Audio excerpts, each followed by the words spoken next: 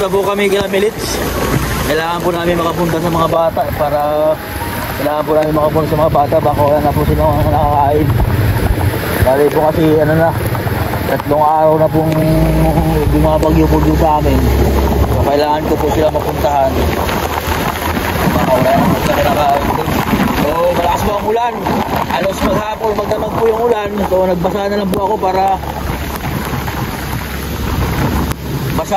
para po sila makapunta sa kanila. Ayan po, so mabubutin po yung ating plan dahil napakalakas po.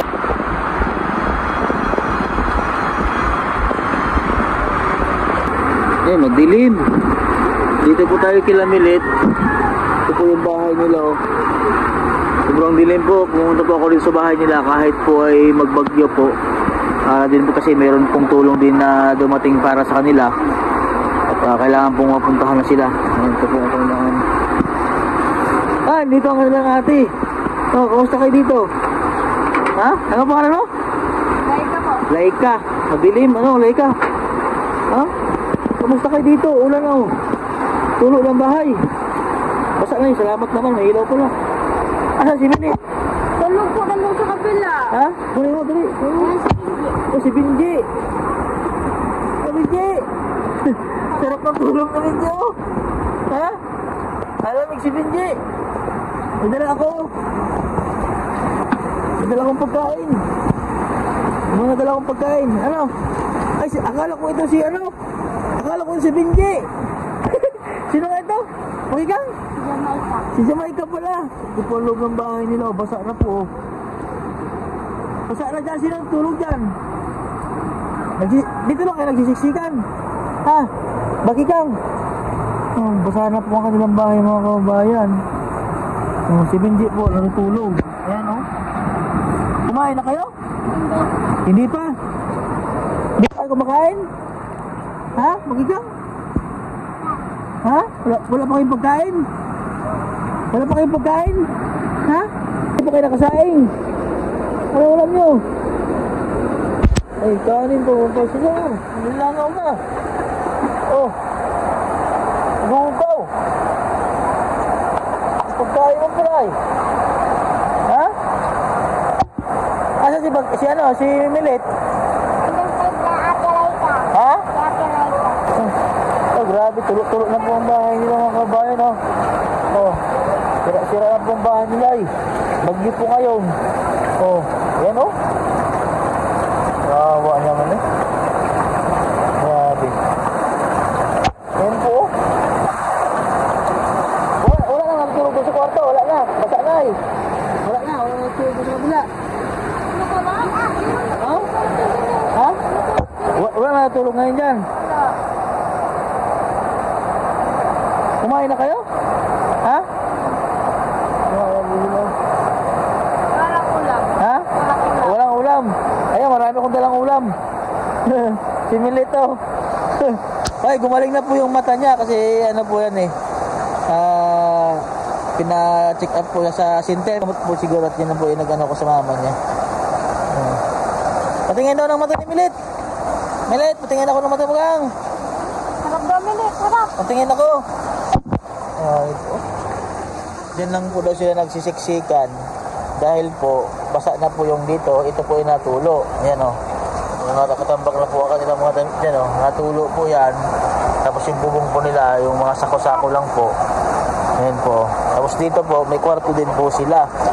Ayan o. May kwarto din po yan. Ayan. So natulog na rin po. Wala din po natulog dyan. Milit.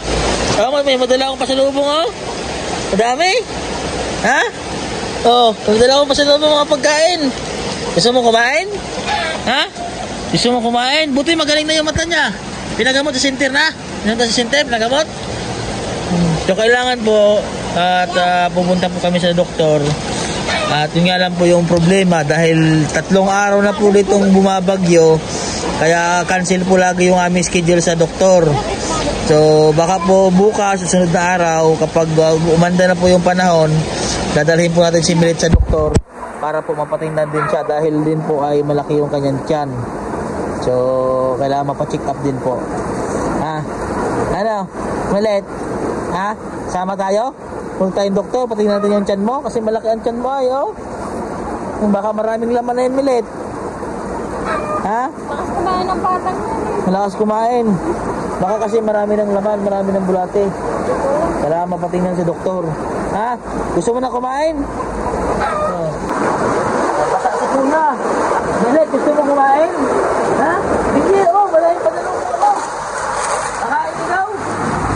Dali. Oh, marami akong biskwit. Maraming pagkain. Meron po dito mga... mayroon na rin po mga... Ako dito may mga gatas din po dito. Asukal, kape, kupimit.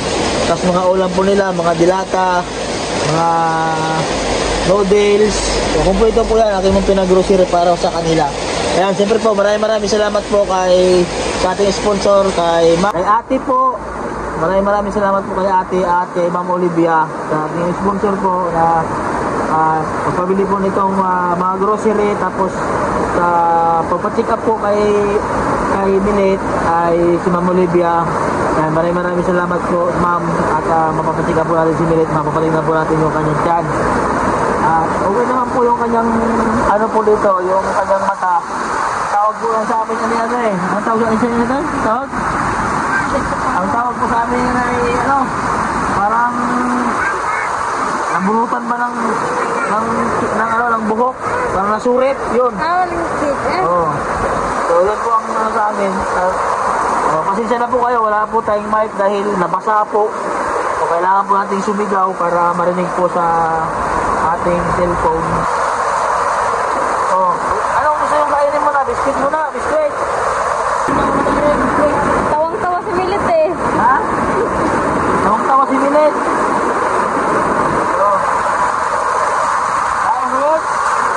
Wala daw silang ulam. Nabutan ko po si Bindi na ano. Buksan mo na. Basang-basa po kami. So, ang ulan po kasi simula umaga hanggang gabi magdamagan. So, bahana po yung talagang dinadaanan namin. So, kailangan ko lang pong pumunta sa kanila. At para po, yun na, wala na makain. Katulad ngayon, wala na silang ulam. Buti po, may bigas pa naman sila. Nagdala po ako ng mga stock po nila para mayroon po sila makain dito. Sige, dali.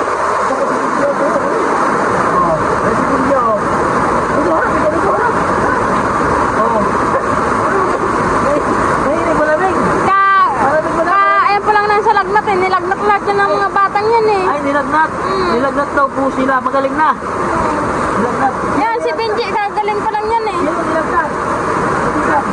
Yan, lahat na yan magkakapatid. Yan, magsimula kay Bakligang. Nilagnat daw po pala sila lahat. Simula daw kay Bakligang. Si Milet, nilagnat din. Pero magaling na. Puso talaga na yung lagnat ngayon. Dahil yung aking dalawang anak, may lagnat din. Dalawa kay Milet, dalawa. Nasi taba, may lagnat si taba. Tulog eh. Nasi taba, tulog. Damoy talaga, dito na lang. Paano naman yung lagnat lang? Kakain si Milet. Lagyan mo na makikang, itabi mo ha. Sabihin mo kay mama mo ha. Sabihin mo kay mama mo, pag gumanda na yung panahon, babalik ako dito, ipa-check up namin si Milet, ha? Kasi kailangan siya mapacheck up, baka marami ng ano yung tiyan niya eh, ha? Tapos naging okay naman yung kanyang mata. Ano, Benji? Kamusta ikaw? Nagnilagnat ikaw, Benji? Nilagnat ka pala? Ha? Sinabihan ng sila niya ng ipin. Sa ipin? Kain kayo, maraming pagkain dyan. May gatas, yung gatas ay para kila Milet ha, sa mga batang maliliit ha. Bakikang, yung gatas ha, para kila Milet ha. Milet, kain. Tuwang-tuwa si Milet tayo dahil ng pagkain. Magtimpla kayong gatas, Milet ha. Mag-inom kayo ng gatas. Bakikang, ha? Ate, mag-ano kayo ng tubig ha. Mainit, timplahan mo yung kapatid mo ha. May gatas dyan yung gatas. Para malakas ang katawan. Galing pala sa lagnat sa sakit. Ha, ate ha? Ano ang pangalan mo ulit? Laika po. Laika, ate Laika ha. Magparikit ikaw ng ng apoy ha. Tapos magtimpla ka ng gatas kanila. Para maging malakas yung katawan nila. Ano, Milet? Ay, Benji, Minje, inom ikaw gatas ha. Ha, inom ikaw gatas. Ha, Milit, inom kayo gatas ha. Inom ikaw gatas. Ayun oh, maraming gatas. Ha? Milit ha. Asa sige na, ulan na si kuya at nilalamig na. Ingat kayo dito ha. Minji, ingat kayo dito ha, ingat ha. Punta na ako, like ha, at lamig na. Malayo pa ang biyahe. Sige na, bye-bye na. Bye-bye. Bye-bye, Milit. Bye-bye, Minji. Bye-bye, ikaw. Bye-bye.